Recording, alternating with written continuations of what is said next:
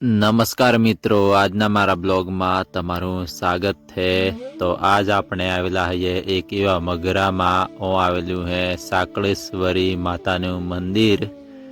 તો તમે લગાતાર બ્લોગમાં બના રહેજો અને ઓનો એક સુંદર નજારો દેખાઈ રહેલો હોય તો તમે જોઈ શકો। અને આપણે ધીરે ધીરે હવે સીડીએ સરી રહ્યા હૈયે એ પણ તમે જોઈ શકો। અને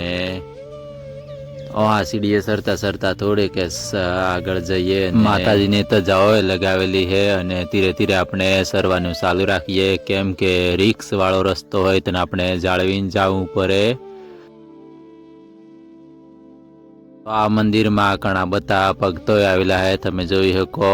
અને પહેલું સાવે માતાજીનું હવન તો એ આપણે દર્શન કરી લેવું અને ધીરે ધીરે ઉપર સરહું અને સરીને માતાજીના દર્શન કરહું। અને જો કેટલા બધા ભક્તો આવેલા હે દર્શન કરવા માટે તો તમે જોઈ શકો। આ પોતપોતાની મનોકામનાઓ લઈને આવેલા હે અને મોનતા રાખેલી હે તો પણ આવેલા હે। તો તમે જોઈ શકો આપણે દર્શન કરવા પહોંચી ગયા હૈયે અને હા મેચ જોઈએ તો માતાજીની મોટી એક મૂર્તિ મેલી હે એ પણ તમે જોઈ શકો।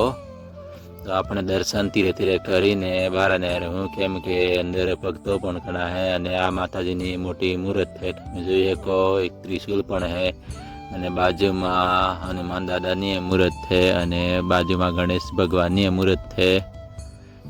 તો હવે આપણે માતાજીના દર્શન કરી લેવું અને ધીરે ધીરે બહાર હું કેમ કે બીજા બધા ઘણા બધા ભક્તો આવેલા હે તો એમને પણ માતાજીના દર્શન કરવાનો મોકો આલીએ।